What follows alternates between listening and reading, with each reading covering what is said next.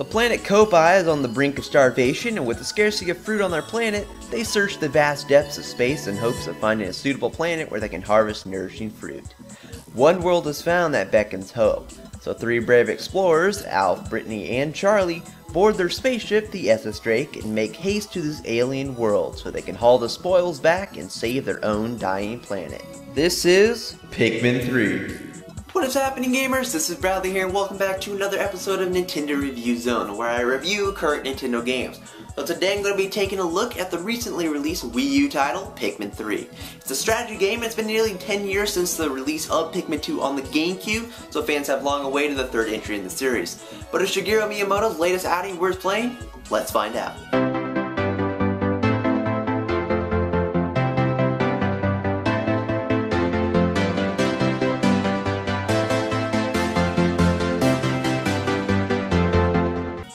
Alf, Brittany, and Charlie manage to reach their designated target, but of course everything doesn't go so well. They manage to make a crash landing, resulting in the loss of the Cosmic Drive key, which of course is the part of shift that they need to make the long journey home. So, stranded on some hostile alien planet, they need to work diligently to find this very important item, all the while collecting precious fruit for their families back home. That's where the cute little alien creatures called Pikmin come in. Pikmin basically act as your minions and follow you around wherever you go, ready to help you out. They'll be hauling items back to base like the fruit you came for, fighting enemies that get in your way, and solving puzzles. Throughout your journey you will encounter 5 different Pikmin types, all with their own unique characteristics to strategically use. Familiar to Pikmin fans are the return of the red, yellow, and blue Pikmin. Red Pikmin are the strongest of the bunch in battle and are immune to fire. Yellow Pikmin are immune to electricity and can be thrown longer distances, and blue Pikmin are able to breathe underwater. New to the Pikmin scene though are the durable rock Pikmin that can break through glass walls, shatter crystals, and even break off the hard exterior of enemies to expose the gelatinous skin underneath. The winged Pikmin on the other hand have the ability to fly, so they can lift things up into the air and carry items over hazards. Plus, they're downright adorable. Now you'll be constantly switching between different Pikmin types to get the job done. You got an electric fence in the way? Throw some yellow Pikmin. Need to break a crystal? Throw some rock Pikmin. And so on and so forth. The strategic uses of Pikmin aren't just needed for environmental roadblocks though, but for enemies as well. Throughout your adventure you'll be encountering a number of different crazy and adorable creatures, and they each have a weak point, so you aren't just throwing your little buggers all willy-nilly. For example, throwing Pikmin at Bulborb's eyes will stun them so they don't devour your Pikmin, while another enemy will have exposed flesh that acts as its weak point. Once enemies are defeated, you can have the Pikmin carry them back to their own ship, called Onions, to give you even more Pikmin. You can only have 100 Pikmin on the playing field at one time, but there's nothing wrong with stocking up in case some Pikmin meet their demise. Unlike past games though, the onions specific to each Pikmin will merge into just one, which makes things more convenient so you don't have to run to each individual onion to grab a specific Pikmin type. Your 3 Koppaites will need to eat to stay alive on this hostile world, so the fruit you find will be squeezed into life-saving juice, and at the end of each day they will drink 1 container of juice. Unlike the first Pikmin game, you aren't just limited to 30 days of exploring, but on the other hand you are not completely free of a time limit like Pikmin 2.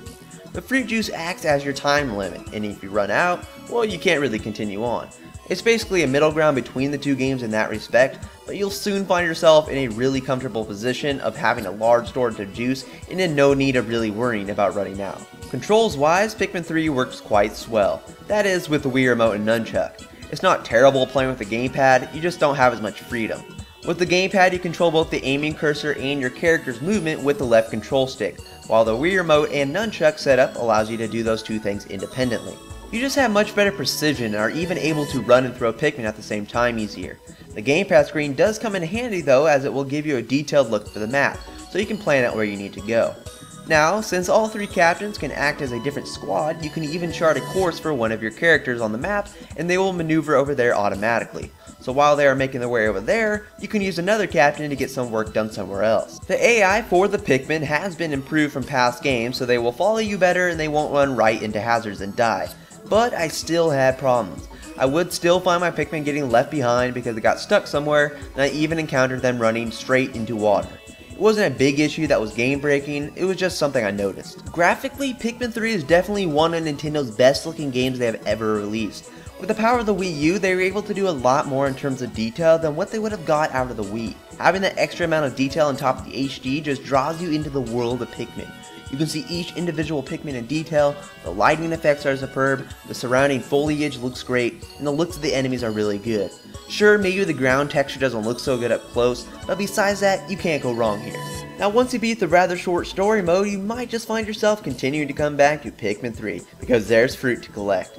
Once you have all 5 Pikmin types, you'll be able to go back to previously explored areas and use their unique properties to reach otherwise unreachable places and get fruit that you couldn't get before. I've had a blast trying to find all 66 pieces of fruit scattered throughout the different areas, and it has kept me coming back to the lovable world of Pikmin.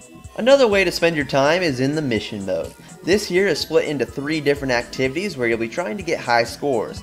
These include collecting as much fruit as you can in a time limit, defeating as many enemies as you can in a time limit, or defeating the boss as quick as you can. I'm not the biggest fan of the boss battles mode, but the other 2 modes are actually pretty enjoyable. The only downside is that there are not many levels in mission mode, considering there are only 5 per category, so it would have been nice if there were more. After years of waiting for Shigeru Miyamoto's latest entry in the Pikmin series, the wait is finally over. Pikmin 3 is a fun, lighthearted adventure that Nintendo fans will want to get their hands on. So, the GamingPixelShow.com is awarding Pikmin 3 a 4.5 out of 5. But that will bring us to the end of this review. If you liked what you saw, please give it a thumbs up, and you can stay tuned for more reviews like this in the future, like Mario and Luigi Dream Team, and news videos and other stuff. You can also check out the GamingPixelShow.com and follow along for some Nintendo news. But I'll talk to you later in the next video, guys. Bye!